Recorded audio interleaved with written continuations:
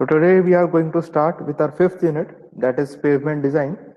And in the last unit, what we have studied is different materials related to pavement, that what all actually goes inside it. Okay?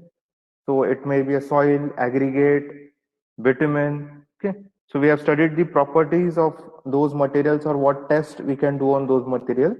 Okay? And also the mixed design part.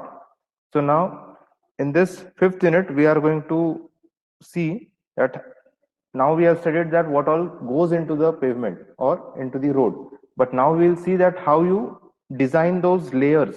Okay? Now it might look very easy task to you that what we have to do is we have to just fill in different layers of different materials and then we have to construct that road. But it's not as easy as it sounds, because when you construct a particular suppose structure or a building, so after a few years, if your design is having some faults in it or was having some faults in it, so there is going to be a failure in that building or a structure. So in case of a building, it can be, suppose it's an RCC building, so it can be cracks or it can be some kind of deflection in some of the components, okay, or it can be settlement. So that is concentrated on that building itself. Now, when you do this in case of a road, if you don't design it properly, if you don't design your pavement properly, and if you implement it as it is, and if the failure happens, then it is going to be there on the total length of your road. It may also be localized at certain locations, but more or less it will be throughout the length. So you are dealing with tens and hundreds of kilometers even of roads, and if you just go on laying the layers as per your wish or convenience, so it is not going to serve the purpose in the future run. Maybe when you construct the road, initially for a few months it will be okay or it will serve the purpose, but after the life of the materials, they go on deteriorating, the pavement will not sustain. And that's why you need the proper systematic way to design that pavement. Now, before we jump into the design aspect, that how you design it, just I wanted to introduce you to the difference between flexible and rigid. Obviously, one difference, you know, that flexible, it is made up of bituminous material, the top surface, and rigid, the top surface, it is made up of cement, concrete. But other than that, also there are a few points which you should know before going to the pavement design ahead. Okay, so flexible pavement, you get the name, or the name of that pavement itself is due to that the deflection due to the load, it is regained after the removal of the load. So this again we have seen in the previous lectures of the fourth unit when we were discussing, or when I had introduced you to the material called bitumen. Okay. So that was a viscoelastic material which imparted the top layer of your flexible pavement elasticity as well as a sort of stiffness. So whatever is the deflection due to that load, wheel load, so the deflection, it was regained after the removal of the load, and that is why the pavement is known as a flexible pavement. In case of a rigid pavement, if there is a deflection, it might be due to wheel load or it might be due to temperature. So whatever is the deflection, it remains permanent. Okay, so this is very important aspect to differentiate between flexible and rigid. In flexible, the deflection can be regained, and in rigid, it remains permanent. Okay. So that's why if a rigid pavement fails, generally the strength of that rigid pavement is obviously more than your flexible one, so it doesn't deflect. But if it deflects, then the total road has to be rebuilt again. Okay. And in flexible pavement, we keep an allowance for the deflection, but again there is a limit for it. It's not like we can let it deflect for half a meter or so and then it will bounce back. So it's not that much flexible as well, but we keep a few of tolerance or margin for the deflection to regain or remain permanent also.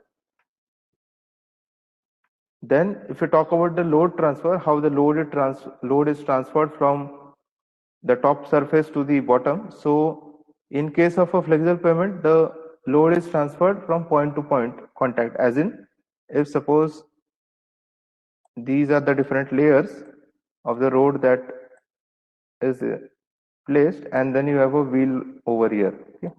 So this is the wheel load. And now, as you know, in flexible pavement, what we have is different kind of material. So in top layer, you have bitumen plus aggregates. So if I just quickly draw the aggregates, so need not necessary that they are arranged always in this manner, but what I want to show you is the different, or is the load transfer basically. Okay.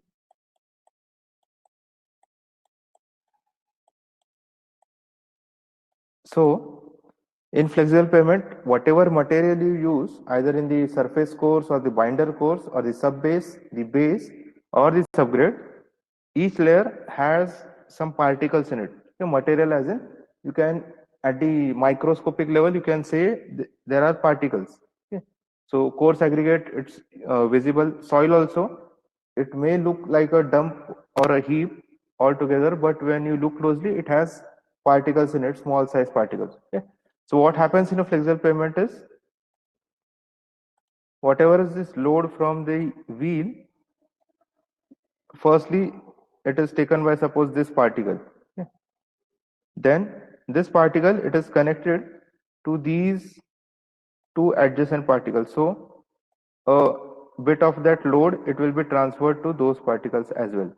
Okay. Then it is placed over this particle, so the load will be transferred over here. This particle will again transfer its load to the adjoining particles, and in this way what happens is the load gets transferred from one particle or from one point to another, and then the load ultimately gets dispersed in this trapezoidal way. Okay. So that's what I have written here, that the load transfer from the surface to the bottommost layer, it takes place due to this point to point contact. Point to point contact as in the two particles, maybe two aggregates, they are in contact with each other in the surface course or the binder course. They are in contact due to the bitumen, which is holding them together. In the base and sub base and even the subgrade, they are in contact with each other because they are compacted to that much degree of compaction or that much level of compaction. Subgrade, you know, it is compacted almost up to the MDD. So due to that, the packing is closed and there is a point to point contact between the particles. And due to that, when one particle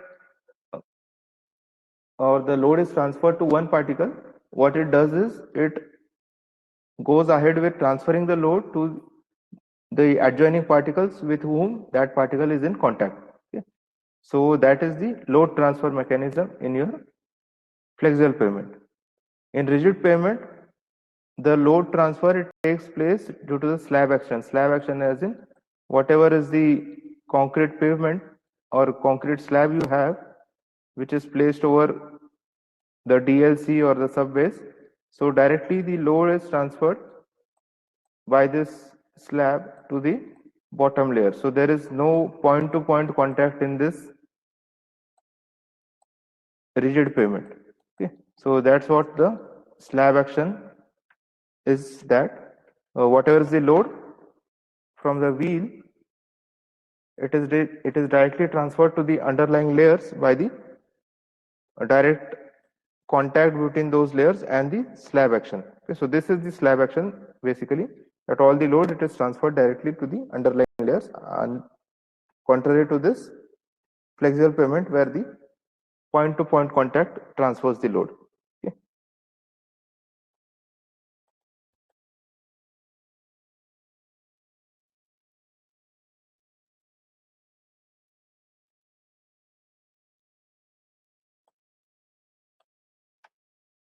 So the next difference is, if you talk about the design life of your pavement, so flexible pavement, it is designed for 15 years, and your rigid pavement, it is designed for 30 years. Now these are just guidelines, you can say. It is not a hard and fast rule that every time you have to construct your flexible only for 15 years. Maybe it might be for 10 years or even for 20 years or even for 30 years.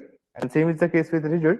But what is done is while fixing this guidelines that the cost is taken into consideration. Now rigid payment, it is a costly as compared to the flexible payment, the initial cost.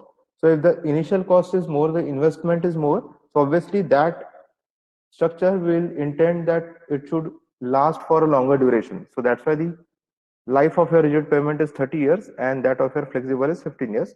And also one thing to note is that though I have written design life over here, it doesn't mean that there will not be any distress or damage or failure of this pavement within this design life. It's not so.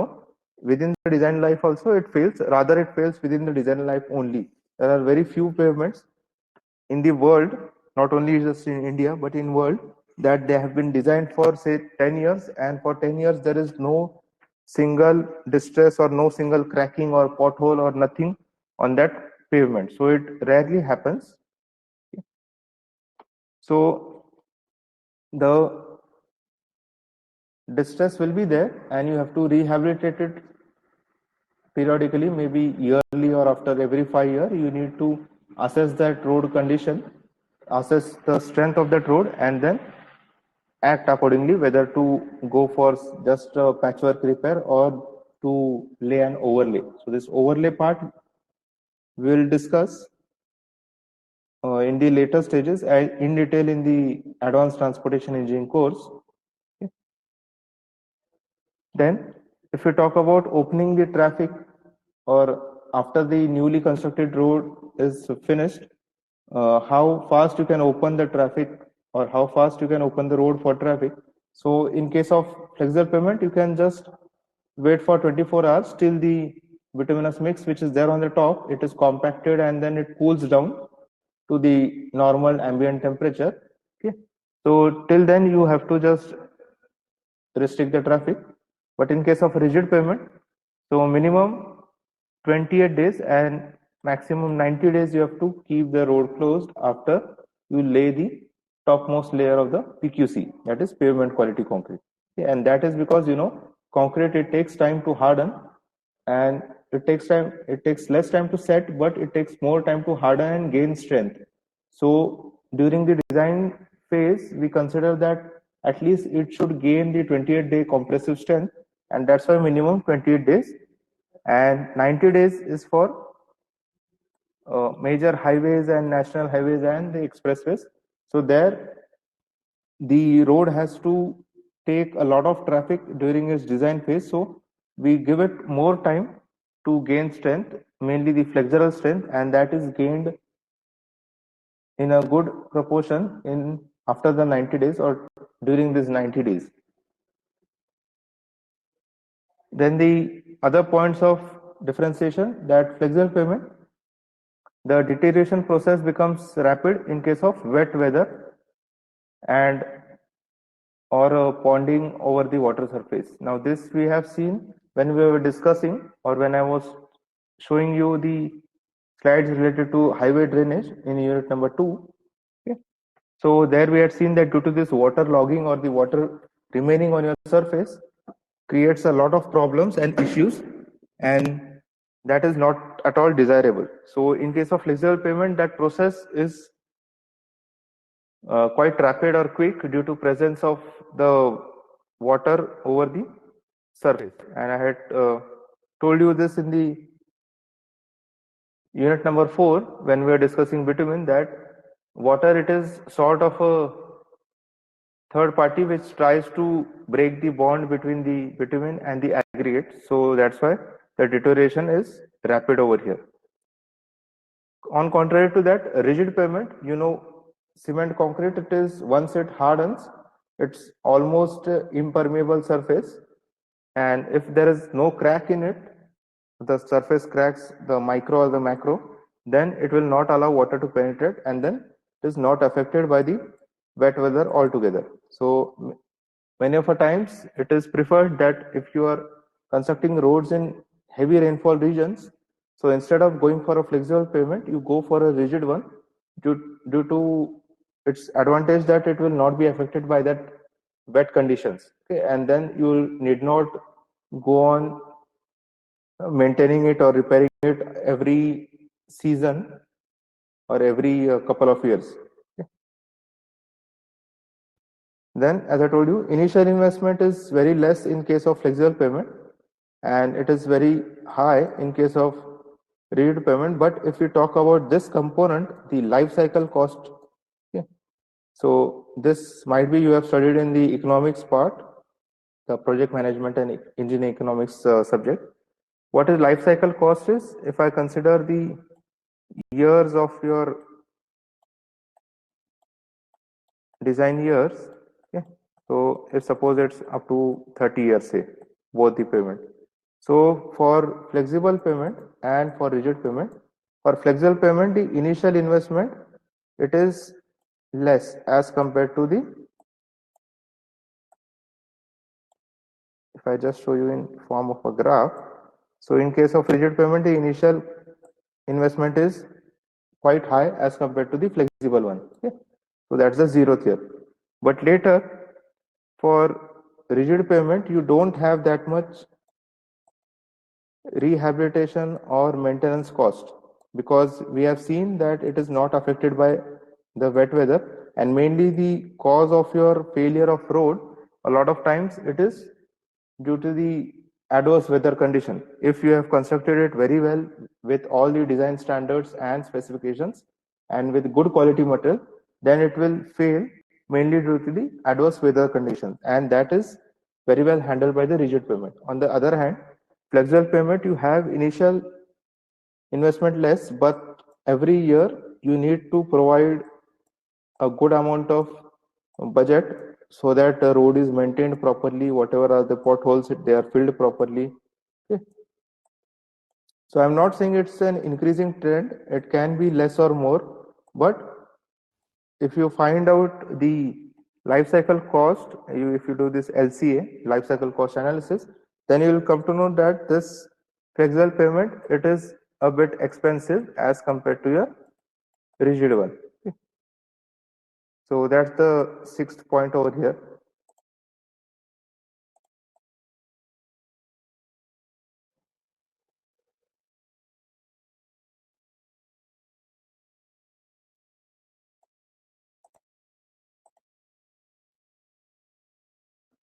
Then if you talk about the lighting, okay, so you require artificial lighting for flexible payment, especially at night time, because we know that it's a black top surface. So black, it will not reflect light as good as the white or the light surface. So that's why you need artificial lighting over here. And in case of rigid payment, you require artificial lighting, but in a less amount, or you can say number of street lights if you talk about. So you require less number of street lights on your rigid payment because it's grayish in color, light grayish, and then you have good reflection properties over it. But again, if you drive on a road, a flexible payment as well as a rigid payment during summer season, and when the sunlight is at its maximum, you can say, or the peak, then many of the times it happens that on rigid payment, you get a glare in front of you because a lot of light is reflected. And that glare is less in case of a flexible payment. You know what a glare is. We have discussed this in the vehicular characteristics, or sorry, the road user characteristics in the third unit. Okay. So a disadvantage in one way is an advantage in other way. You can take it in that way. And the last point is the riding surface. If I talk about the smoothness, so flexible payment, they have a pretty much smooth surface as compared to rigid payment. Rigid payment, they are comparatively rough ones.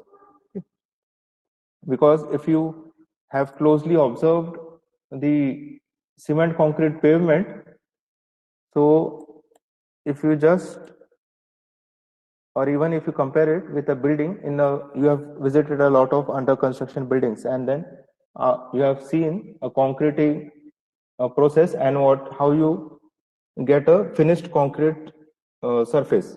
Okay. So if suppose there is a column and it has just been concreted and the shuttering and formwork is removed, and when you get a hardened concrete, so just see the surface of that cement concrete. So it's a very smooth surface, and on such smooth surface, if you that smooth surface is desirable in case of buildings when you are dealing with beams and columns and foundation, that's okay. But if you use the same or keep that same kind of smooth surface on your roads, so obviously there is not going to be sufficient friction between the tires and the pavement. Okay, so in geometric design we have seen the coefficient of longitudinal friction and lateral friction. So they are important because your geometrics should be designed in a proper way, and there should be a proper speed that can be maintained by the vehicle, and that is only possible if you have a good friction. So purposefully the concrete surface, after the concrete is laid and then it sets a bit after a few hours, then with the help of a pointed instrument, you just make such serrations are made. Okay? And purposefully that road is made rough, because if it is not so, then it will be very smooth and the friction is almost zero in that case. And due to this serrations or this roughness, it imparts more roughness as compared to a flexural pavement. Okay? Now flexural pavement, they are smooth, but they are not as smooth as the finished concrete surface. Okay? So there is that aggregate and bitumen component in it, which we have compacted. So there is a sort of friction over there. It's not extremely smooth or zero friction smooth. Okay? So this is the difference between the rigid and flexible pavement. And now you know what is a flexible pavement. We have seen this already in the previous unit, that what are the different layers of a flexible pavement and what goes into it. So this is just the photo that I wanted to show you. So this is the theoretical one that I told you, and just to prove my point or show you that it's actually built in layers. So here is a photo. Now this photo is of a road in Srinagar Banihal road. If any of you who are living in that area might know this. So it's a highway, and then a project was done in this area, in which we were doing the investigation of the failure for that road. And if you see, we had dug a trial pit at the sides of the road, and you can see clearly the different layers which are there in this pavement. Okay. So the bottommost is the subgrade, this one is the sub base, okay. This one is the base, and then you have a binder course. So for this, only binder course was laid, the surface course was yet to be laid. So you can see only one bituminous layer over there. Okay, and on the top it looks something like this. Okay, so this is your finished bituminous surface, and this is the footpath, or sorry, the shoulder that you have over here. Okay, same with the rigid pavement, it looks something like this, that you have such joints in between, which we will discuss in detail later. Okay, so this is how a rigid pavement looks like. Now coming to the actual design aspect of flexible pavement. So till now I was just building the base for you so that you will be into the flow of this design, and now here onwards we'll actually start what is it take that to design a proper flexible pavement. Okay, we'll start with flexible first. So if I talk about the inputs and outputs of a flexible pavement, okay, so obviously it's a design process, and you have gone through various designs in your 3 years or 2 years of engineering in the second year and third year. So you have studied steel design, you have studied RCC design, you have studied the design of environmental components, that is the septic tank or sewage tank, or you can say water supply system, or also the canals. So in each and every design aspect, or even the design that you're studying now, the pre-stress design, so in that you always have some inputs. Okay, maybe in case of a structure, It's the dead load that you have, the live load that you have. You know the compressive strength of the concrete. You know the tensile strength of the steel that you are going to use. Okay, and then you take all these inputs and then you follow some process, and then you come up with the output. So in case of a RCC building, the output will be, suppose in case of a beam, it's depth of a beam. So for depth of a beam, what inputs you require is, you require the tensile strength of your steel, you require the compressive strength of concrete, you require the live load, okay, the dead load or whatever load is coming on that beam. So that's the input and the output, and then in between you have a process. So in the same way, in flexible pavement also, we have the same methodology. You have input, you have output, and you have the process. So if I talk about the output first, because that's the thing that you will be knowing, that output is the final thickness of all the layers. So whatever layers I had showed you here, so the thickness of all these layers is nothing but output of your pavement design. Okay, so as I told you earlier also, it might look very easy that what we have to do is we have to just give some or lay these layers in some thickness, okay? But it is not that simple. It's a bit complicated, and if you understand the mechanism or the mode by which your pavement behaves, then you can easily design it in that particular way. Okay. So this is our final output, the thickness of the layers. Now if I talk about the inputs, so you have inputs in two stages. The two major inputs that you have is, you need the effective CBR of your subgrade and you need the design traffic. Now here you see the CBR term has come into picture. So we had seen in this about this term CBR, the California Bearing Ratio test in detail in your unit number 4 when we were dealing with the soil. So I told you then that this CBR value is very important in the design aspect, and now here you see it has come into picture in the form of a effective CBR term. Now what is this effective? We will talk about it shortly. So this is one of the input, and then the second is design traffic. Now if you correlate this with your design of beam, suppose, so in design of beam, whatever the compressive strength of concrete and strength of steel that was there, that was nothing but the strength of your material that you are using. Okay, so in RCC you were using the concrete and the steel, so that's why you consider the properties of that material. Same way, in pavement, what material we are using at the bottom most is the soil. So the strength of that soil is or should be taken into consideration, and that's why we have taken the effective CBR. Also, you should take into consideration the different properties of the material that we are going to lay inside the pavement. Okay, so that's where this vertical component or vertical comes into picture, that is material properties of each layer, and mainly what properties we require is the resilient modulus and the Poisson's ratio. Now those of you who don't know resilient modulus, it is not exactly equal to your Young's modulus, that is stress upon linear strain, but it's a bit different. It has to do something with the recoverable strain and the permanent deformation. So I'll not go into that detail. I leave it to you. If you don't know this resilient modulus, it's a task for you that go and search for it. You'll get a lot of reading material over it and just get acquainted to this resilient modulus. So this two are the inputs related to the property of your material. And then now again correlating with the design of beam, in beam the live load, dead load, or whatever load was coming on your structure, you were considering that for the calculation purpose. So now in case of pavement, what load we have is the traffic which is going to ply on your road, and obviously that traffic is a moving traffic, but we are not interested in that influence line diagram on ILD that we'll consider when you want to design a bridge. But for a pavement, we are moreover considered or we will be considering the number of vehicles and then the weight related to it. What is the ton weight in tons of those vehicles?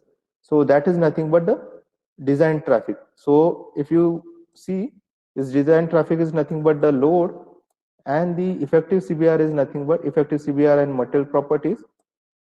These are the properties of the material that we are going to use. So these are the main inputs.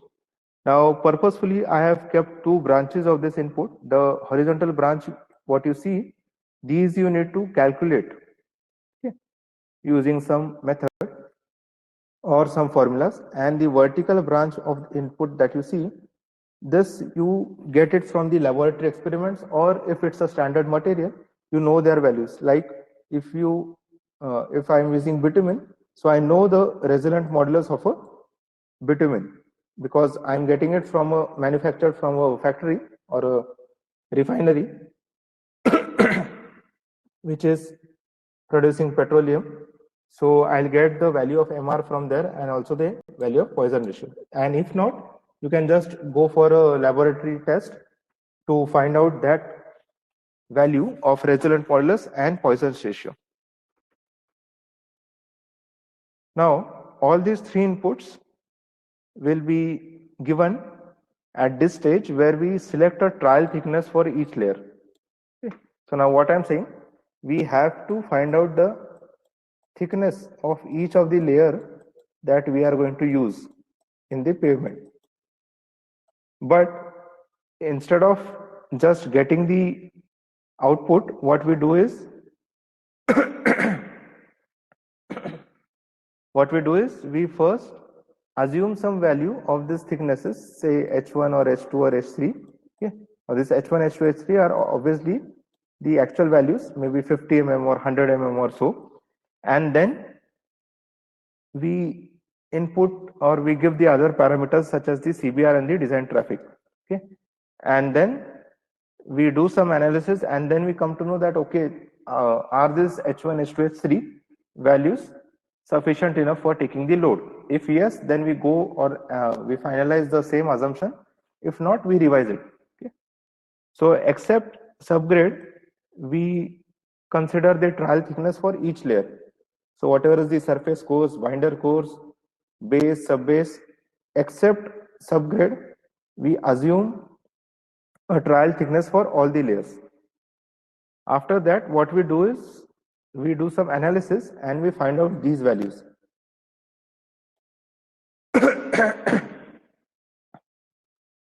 We find out these values, that is epsilon T and epsilon V.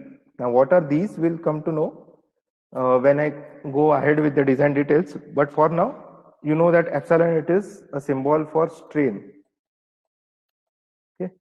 So this epsilon is the strain over here in the pavement also, but epsilon T, it is the tensile strain, and epsilon V, it is the compressive strain. Okay. So we are going to consider your pavement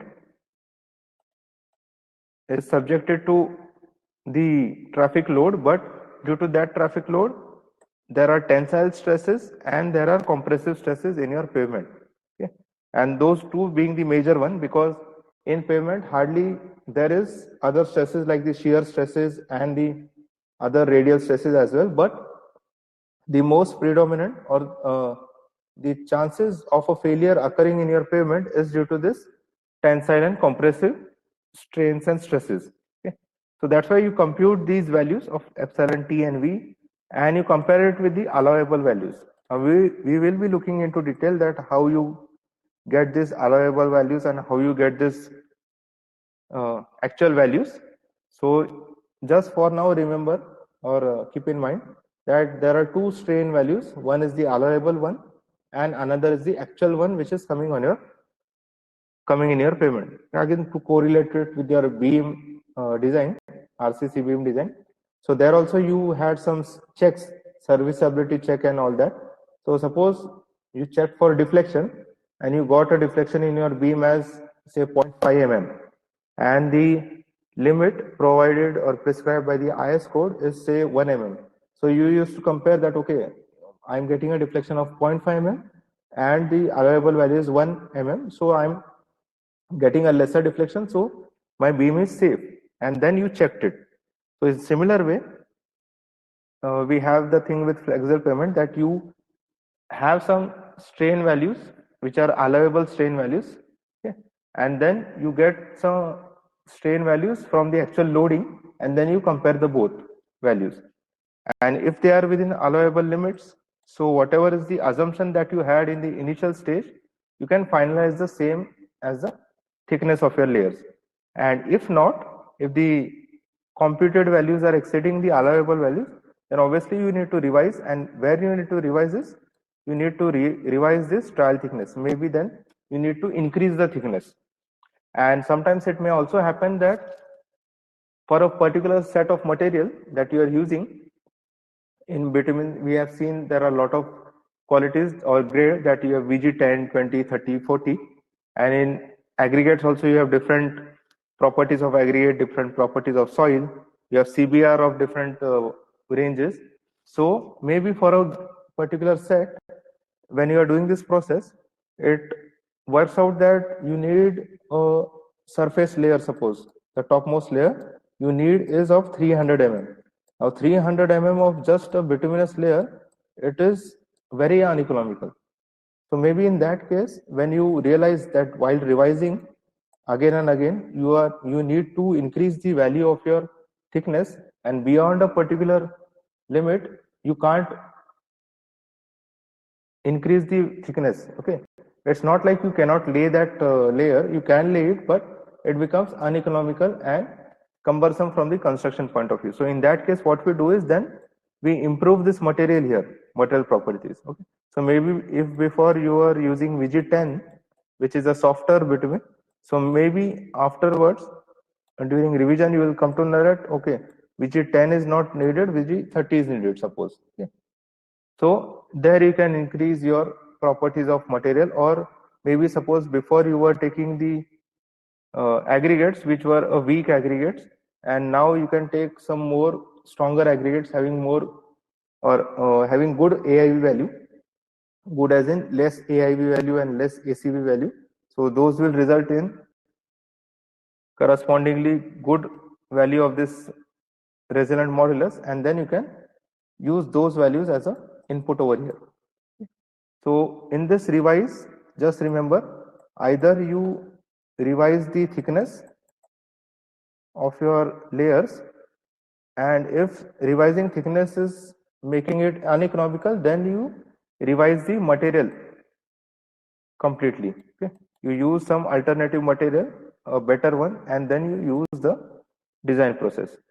So this is the point to remember in the revision part. That is, you can have a revision in thickness or in the material itself.